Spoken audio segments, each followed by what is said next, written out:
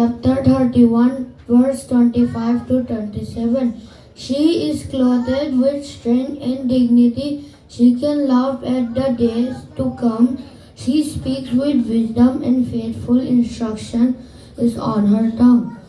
She watches over the affairs of her household and does not eat the bread of idleness. Proverbs chapter 31 verse 28 to 31. Her children arise and call her blessed, her husband also, and he praises her. Many women do noble things, but you surpass them all.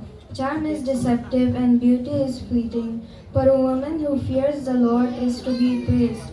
Honor her for all that her hands have done, and let her works bring her praise at the city gate. Let us all take a moment to appreciate the mothers in our lives and wish them a very happy Mother's Day. Thank you.